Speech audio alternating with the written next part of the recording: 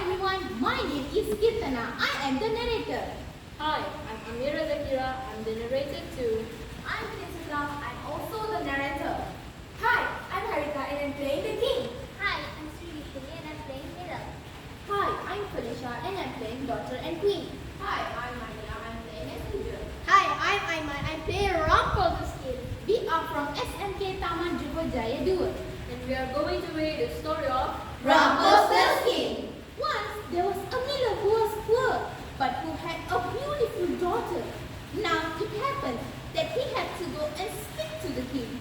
And in order to make himself appear important, he said to the king, Your Majesty, I have a daughter who can spin straw into gold. That is an art which pleases me well. If your daughter is as clever as you say, bring her tomorrow to my palace and I will put her to the test. And when the girl was brought to the king, he took her into a room which was quite full of straw, gave her a spinning wheel and a reel, and said, Now set to work, and if by tomorrow morning early you have not spun this straw into gold, during the night you must die. Thereupon the king himself locked up the room and left young daughter alone. So the set the poor miller's daughter, and for the life of her, she could not tell what to do.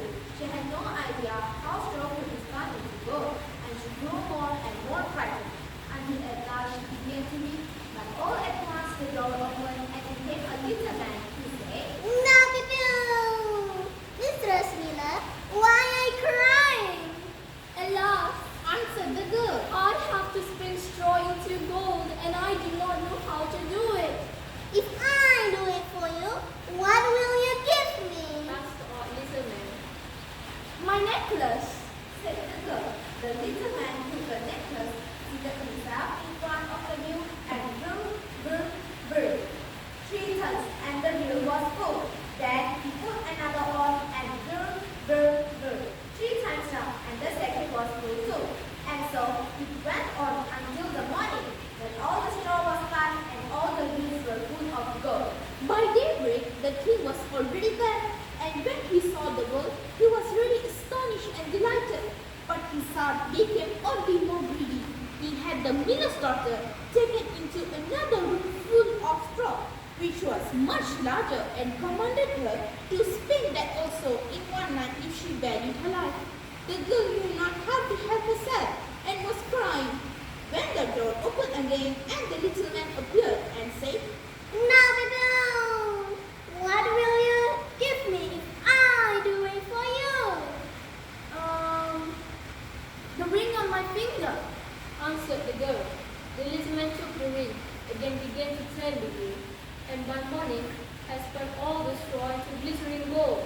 The king rejoiced beyond measure at the sight, but still he had not gold enough. And he had the miller's daughter taken to see another room full of straw and said, You must spin these two in the course of this night, and if you succeed, you shall be my wife.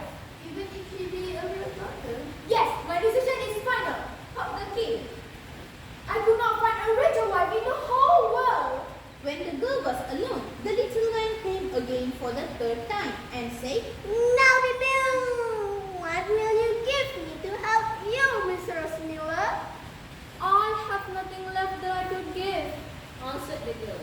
Then promise me, if you shall become a queen, give me your firstborn child.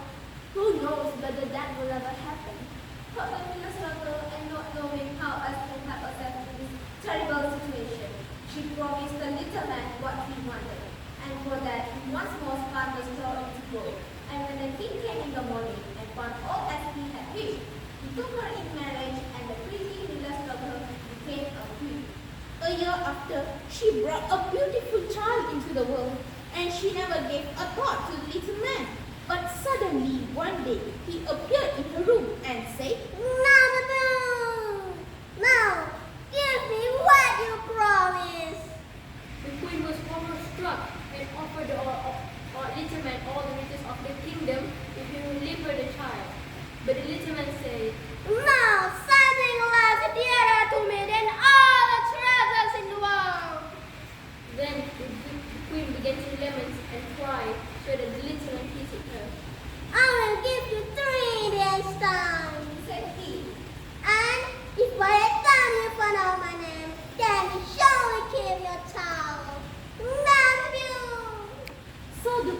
out the whole night of all the names that she had ever heard. And she sent a messenger over the country to inquire far and wide for any other names that there might be. When the little man came the next day, she began with Casper, Melchior, Balthazar, and Zeus, and said all the names she knew, one after another, but to everyone, the odd little man said, No, that is not my name. On the second day, she had inquiries within the neighborhood as to the names of the people there, and she repeated to the little man the most uncommon and curious. Perhaps your name is Shortrix, or Sheepshanks, or Leslie, or Bendy Bottom. But he always answered, No, that is not my name. I shall return tomorrow. If you cannot guess my name, then the child is mine. Not of you. On the third day, the messenger came back again and said, I have not been able to find a single new name, but as I get to the high mountain at the end of the forest, where the fox and the hare bid each other good night, there I saw a little house, and before the house, a fire was burning. And round about the fire, quite a ridiculous little man was jumping. He hopped upon one leg and shouted, Today I beg, tomorrow rule. The next I will have the young queen child. Ha! Glad am I that no one knew the Rumpletilskinz arms tall. You may imagine how glad the queen was when she heard the name, and when soon afterwards the little man came in and asked, Now, Mistress Queen, what is my name? At first she said, Is your name Conrad? No. he replied gruffly, Is your name Harry? No.